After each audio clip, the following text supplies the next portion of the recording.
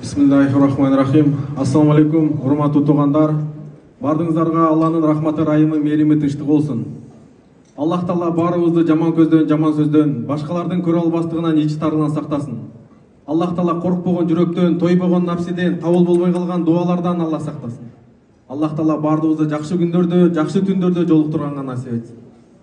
Урматтуу туугандар, Куран бул Алланын китеби, Куран бул Алланын акыркы китеби. Ошол Куранда айтат, биз бир тууган болуш үчүн бардыгыбыз нарындан же таластан, оштон болушу шарт эмес. Иман келтиргендердин бардыгы бир тууган дейт.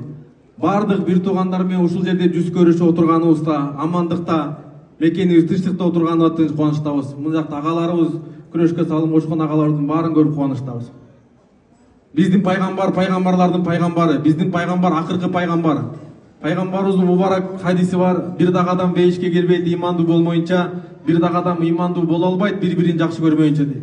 Бардыгыбыз алыстан сапардан ат артып келдик. Атайын жоламан сенин тоюңдо сени куттуктап коелу деп чын жүрөктөн жакшы көрөбүз. Аллах Таала жашооңо, өмүрүңө береке берсин. Айтайын деген бир эки сөз бар. Жакшы бир акын айткан экен: көңүлүмдү алсаң өмүрүмдү бергенге дайын элем. Эми өмүрүмдү берсем дагы көңүлүңдү ала албайсың депчи. Бул жашоодо бардыгынан көңүл өйдө турат экен. Буга пайгамбарыбыз дагы айткан экен. Биз бардыгыбыз армандаган Кабага барабыз. Бардыгыбыз Кабаны айланабыз. Ошо Кабаны карап туруп айткан экен: Каба, сен кандай жыттуусуң, сен кандай бийиксиң. Бүткүл мусулмандын баары келип сага келгенди армандайт. Бирок сага караганда бир мусулмандын каны, жаны, аброю анын көңүлү өйдө турат экен деген. Ошон үчүн бул жашоодо, арзыбаган жашоодо кайнененин көңүлүн оорутпай, атанын көңүлүн оорутпай, экөөң бири-биринин көңүлүн оорутпай жашасаң эле Кудай буйруса бактылуу болот кезиң. Мынакей бизнесмендер менен спортсмендердин жашоосу бир эле болот. Бир күн үйдө болсо 5 күн талаада. Албетте талаада жүргөндүн максаты өзүңдүн үй бүлөңдү чырайлуу кылып багыш. Ошол кезде колдой турган, кандай Манас атаны Каникей колдогон болсо, кандай Алымбек татканы Курманжан татка колдогон болсо, жада калса ушундай китептерде келет. Пайгамбарыбыз дагы пайгамбар болгондо тоодон Жабраил бериште келип кучактаганда, пайгамбарыбыз үйгө коркуп келгенде, пайгамбарыбыздын артында Хадича энебиз дух берип турган дейт. Сен ата-энеңе кыянаттык кылбайсың, сен элиңе, жериңе жакшы мамиле кыласың, сен балдарыңа кыянаттык кылбайсың, сен акыйкатта пайгамбар болдуң деп. Пайгамбарыбыз коруп калганда, пайгамбарыбызга дух берип турган аял болгон дейт. Эми күрөштө ар кандай болуп калат, адам утулуп калат, кээде кайып келип калат.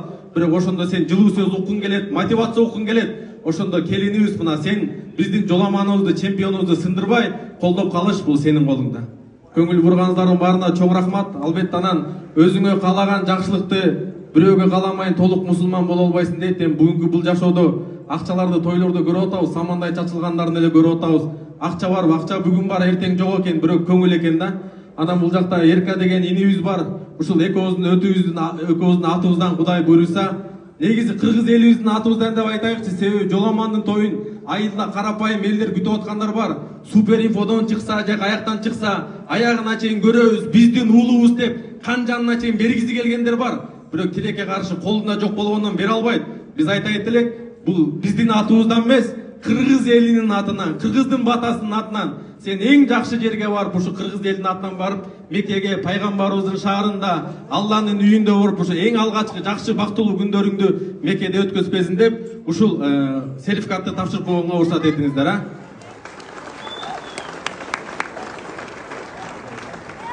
Анан бул жакта дагы эми сертификаттар көп экен, айтып коюңуз деп атат. Биякта дагы Жамболот деген инибиздер бар.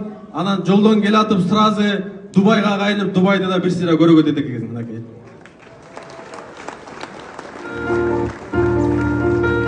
Чоң рахмат машалла.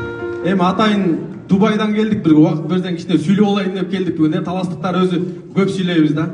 Пайгамбарыбызга бир жол келип бирөө сураган экен: Расулалла, эң жакшы мамилени кимге кылабыз дегенде, энеңе деген экен. Андан кийин кимге десе дагы энеңе, үчүнчүсүндө дагы энеңе, төртүнчүсүндө дагы энеңе деген экен. Себеби туугандар, эненин ичиндеги боль, эненин ичиндеги переживание, балага болгон эненин переживаниясы эркекке берсе көтөрө албай өлмөк экен. Ошон үчүн ушундай бизге баланы таап берген биздин Аяш апабызга бир кол чабып койсоңуздар, кандай дейсиздер, а?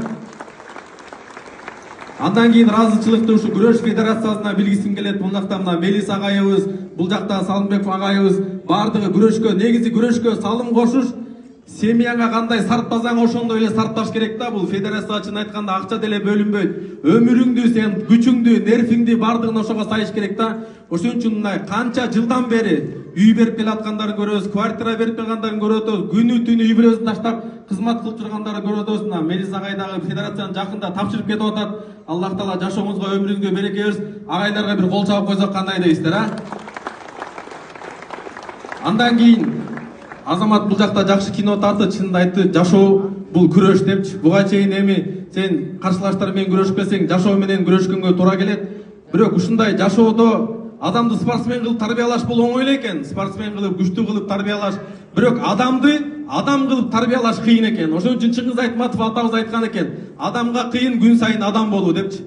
Жоламан, бүгүн сен бир гана үй бүлө болуп үйлөнүп аткан жоксуң. Сен башка өсүп келаткан спортсмендердин бардыгына примерсиң. Себеби бүгүнкү күндө көрүп атабыз, дүркүрөгөн тойлорду берип атат, бирок эртеси күнү ажырашып кетип атат, макыр берип маңкасын чыгаргандарды көрүп атабыз. Ошон үчүн сенден суранабыз, сен бүткүл жаштарга өтүп келаткан спортсмендерге үлгүсүң, кармашкан колуңар үзүлбөсүн. Бул жакта жакында мына спортсмендерибиз отурат, инилерибизге жакында бара турган соревнованиянын бардыгына ийгилик каалайбыз. Анан ушундай бизге мындай адам кылып тарбиялап берген Жоламандын сөздөрү 20 жылдан бери, кече Мекеден келдим бүгүн, эртең мененчи кече келдикпи? Бир 20 жылдан бери окуган агай айтат, мага Жоламандын сөзү таасирленди дейт. Агай, сиз өзүңүз устасыз го десем, Жоламан ушундай сөз айтты дейт. Эми тагдырдын жазганы ушундай экен да, биринчи орун болуп келебиз дегенбиз, үчүнчү орун болуп калдык депчи, тагдырга баш ийдик дегени ошол сөзү мага мотивация берди дейт да. Биздин спортсмендердин бардыгына чоң рахмат. Анан ушундай бизге баланы тарбиялап берген агай, өмүрүн сайган ушу Хаким агайга бир кол чабып койсок кандай дейсиздер? Биз Хаким агайга да ушу умрага негизи жолдомо берейин дегенбиз. Анан эми өзүнүн ученигинин өзүнүн эмеси бар экен. Эми албетте биринчи учениги тапшырсын, анан биздин да жакшы күндөр бар. Анан Алла насип этсе бир ушу эже менен барып агалары бар экен деп мына $100 эртең бир устада завтрак кылып коебуз бир немеңиз менен, Аллах таала жашооңузга өмүрүңүзгө береке берсин. Билим Майнаевга бир кол чаап коюңуздарчы, урматтуу меймандар. Жоламан эне сүйөтү жана берсин, өзүңө окшош бала берсин, сүйүшкөндөр түбөлүккө ушул бойдон кала берсин дейт. Чоң рахмат. Билим Майнаев, Билим Майке кетпей туруңуз.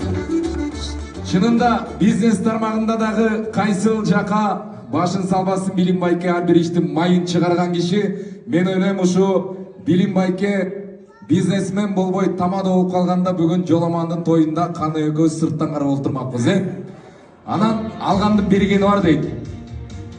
Төрдө отурган коноктордун арасынан азыр мага келип Жоламандын өкүл атасы Билим агабызга ыраазычылык кылып Паталаски $200 приз деди. Кол чаап коюңуздар. Өкүл атасы, өкүл апасы үй бүлөсүнүн атынан. Улук тамада болбосо точно муфтий болмок да. Агалар,